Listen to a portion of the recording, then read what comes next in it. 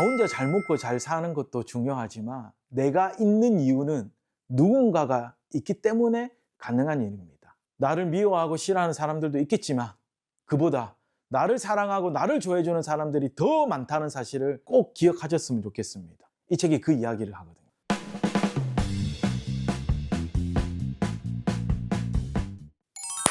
안녕하세요. 주책공사 이성갑입니다. 당신의 서가는 어떠한 책으로 채워졌습니까? 한 주 동안 독자의 곁으로 간 책 한 권씩 소개시켜 드리도록 하겠습니다. 이번 주의 주제는 공동체입니다. 그럼 시작합니다. 첫 번째 책은요, 장리 포르케의 동물들의 위대한 법정입니다. 한 청년이 서점에 왔습니다. 그리고 저를 탁 하고 붙잡았습니다.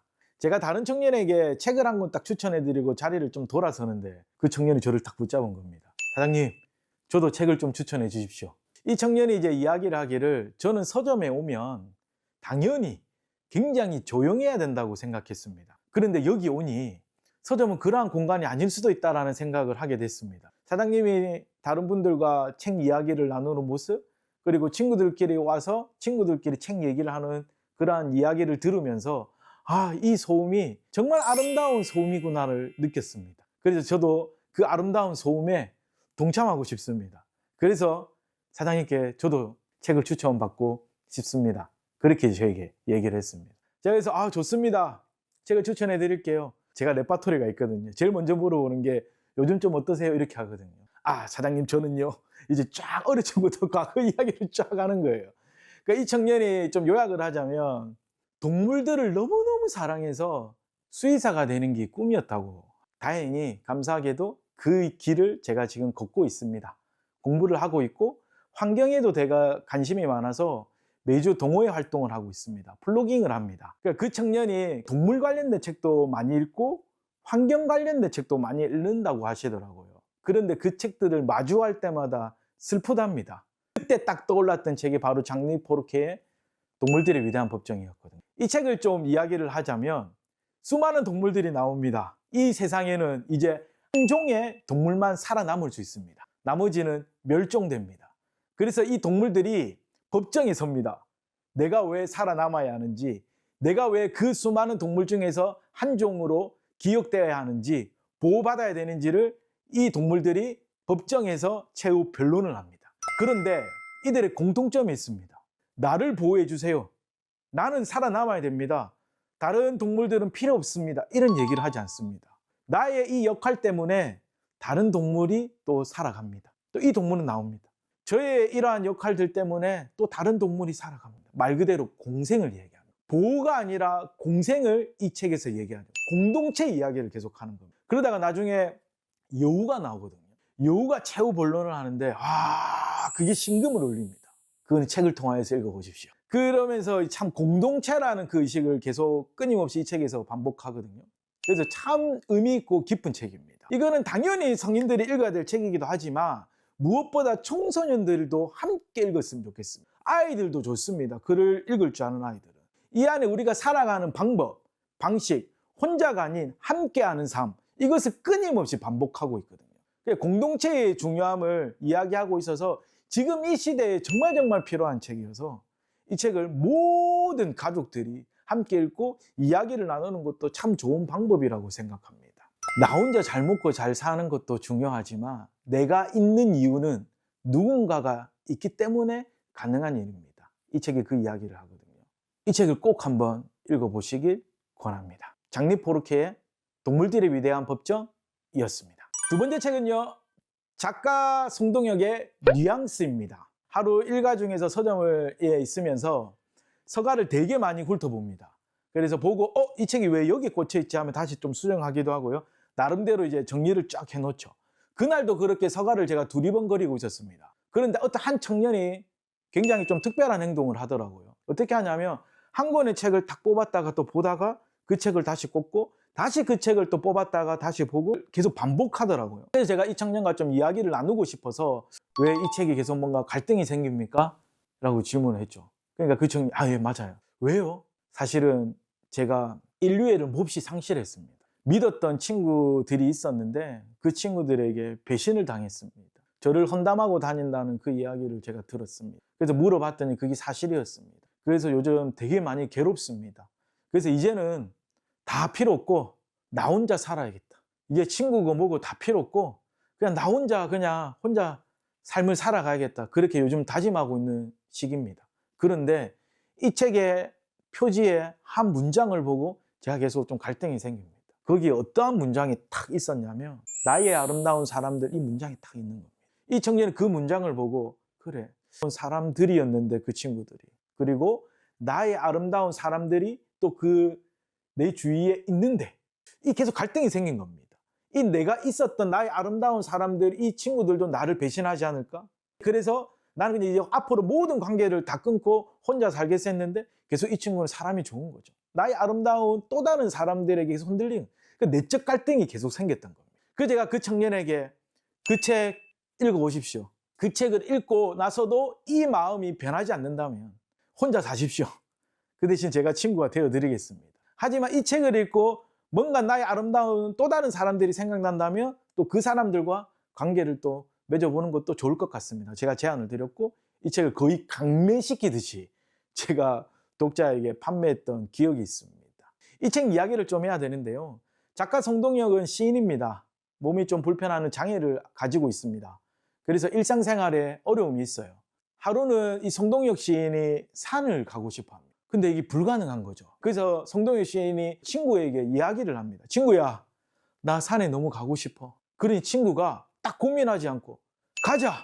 그래서 친구들이 이 성동혁 시인을 들쳐업고 안고 그렇게 산을 갑니다. 그러한 이야기들이 성동혁 시인의 나의 아름다운 사람들의 이야기가 그 책에 있거든요. 그 안에서 함께함의 힘, 연대의 힘, 공동체의 힘이 담겨져 있는 책이어서 이 책 또한 모든 사람들이 좀 많이 읽어봤으면 참 좋겠다라는 생각을 늘 하고 있습니다. 혼자라고 생각하십니까? 혼자가 되고 싶습니까?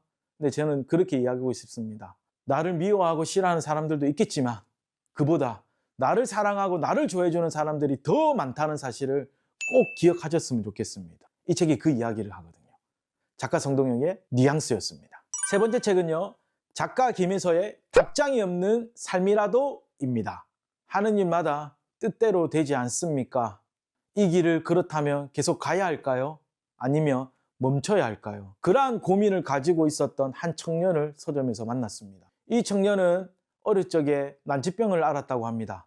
그래서 많은 병원을 다녔는데 병 진단을 못 받았대요. 그런데 어느 병원을 갔는데 한 의사를 통하여서 병명을 진단을 받았고 다행히 치료를 해서 지금은 아주 건강하게 살고 있다고 합니다. 그래서 그 청년은 그때부터 나는 사람을 살리는 의사가 될 거야. 이게 꿈이었다고 해요. 그래서 열심히 공부를 했고 수능을 쳤는데 잘 안 된 겁니다. 그게 이제 세 번째 도전을 했는데 세 번째 안 된 거죠. 그래서 올해 사수를 지금 하고 있다고 하더라고요. 그래서 많이 지치고 힘들고 이제 뭔가 인생의 수정을 해야 될 상황이어서 마지막 수능이다, 마지막 도전이다 생각하고 지금 이제 공부를 하고 계시다고 하시더라고요. 그래서 제가 그때 이 청년의 이야기를 쭉 듣고 떠올랐던 책이 바로 답장이 없는 삶이라도 였어요. 이 작가 김혜서는 시인이 되는 게 꿈이었습니다. 그래서 계속 도전합니다. 편지를 썼는데 답장이 안 옵니다. 계속 실패합니다. 시인이 되지 못하고 있는 거예요. 그래도 끊임없이 시를 배우고 시를 공부하고 계속 도전을 합니다. 그 주위에는 항상 좋은 시 선생님이 계셨고 글 선생님이 있어요. 그 이야기를 담은 책이거든요. 답장이 없더라도 나는 이 일을 계속하겠다. 내가 좋아하는 이 일을 끊임없이 하겠다. 이 이야기를 담고 있어서 제가 그 청년에게 이 책을 건너면서 본인이 지금 가야 할 이 길의 편지가 혹여나 답장이 오지 않더라도 누군가를 살리겠다라는 그 마음은 꼭 잊지 말았으면 좋겠다 하면서 이 책을 제가 권했던 기억이 있습니다. 내가 걸어가는 길이 혼자일 거라고 생각하겠지만 내 옆에는 누군가가 있습니다. 김혜서 작가에게는 시 선생님이 있었겠지만 이 청년에게는 가족이 있었고 또 그 길을 바라보는 친구의 응원들이 또 있었음을 그 친구가 또 고백을 했거든요. 우리는 혼자가 아닙니다. 답장이 없더라도 그 마음을 계속 품고 있다면 그 길은 가치 있는 길이라고 생각합니다. 내 삶이 쓸모없다고 혹시 생각이 듭니까? 이 길이 맞는지 잘 모르겠습니까? 하지만 마음만큼은 우리가 잃지 말았으면 좋겠습니다. 답장이 없는 삶이라도요. 정말 가치 있게 살아가는 작가 김혜서의 답장이 없는 삶이라도 였습니다. 꼭 한번 읽어보십시오. 네 번째 책은요, 작가 김소미의 불이 켜지기 전에입니다. 지금 부산은 축제의 현장입니다. 부산국제영화제가 열리고 있어요. 하루는 되게 상기된 표정으로 한 청년이 왔습니다. 제가 처음 부산국제영화제에 왔고 평소에 영화는 거의 안 봤는데 영화관에서 거의 처음이다시피 영화를 봤습니다. 몇 편의 영화를 봤는데 정말 좋습니다. 영화를 앞으로 너무 사랑할 것 같아요. 이런 영화 관련된 책을 제가 읽고 싶습니다.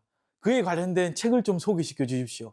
너무 상기된 표정으로 너무 흥분된 나머지 막 이렇게 즐겁게 얘기를 하는데 저는 그 속에서 조금 뭔가 걱정과 염려가 되더라고요. 왜냐하면 뭔가 막 끌어올랐잖아요. 이게 확 하고 식어버릴까 봐. 끌어올렸던 그 열정을 계속 지켜주고 싶었습니다. 그러면 제가 떠올랐던 책이 불이 켜지기 전에였거든요. 이 책은 영화의 엔딩 크레딧을 이야기하는 책입니다. 영화가 끝나고 나면 올라가는 자막을 엔딩 크레딧이라고 하잖아요. 뭐 촬영 감독, 촬영 장소, 뭐 촬영 배우 뭐 이렇게 쫙 올라가잖아요. 그 이야기를 한 겁니다. 화려함 속에는 그 뒤에 그 화려함을 위하여서 정말 애쓰고 정말 함께하는 그 사람들의 이야기가 이 책이거든요.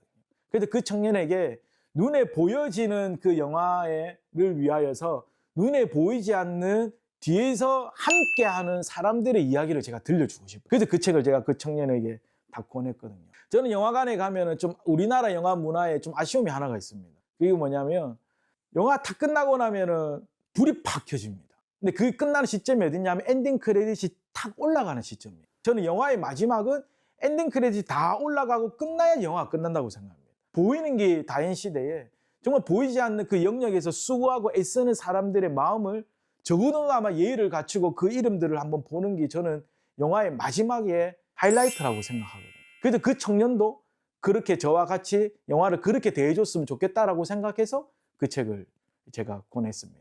보이는 게 다인 시대에 보이지 않는 영역에 낮고 낮은 사람들의 이야기를 꼭 한번 이 책을 통하여서 들어보시길 권합니다. 근데 이 책 정말 최근에 읽었던 책 중에서 정말 기억에 남고 좋았습니다. 작가 김소미의 불이 켜지기 전에였습니다. 함께 읽읍시다. 끝!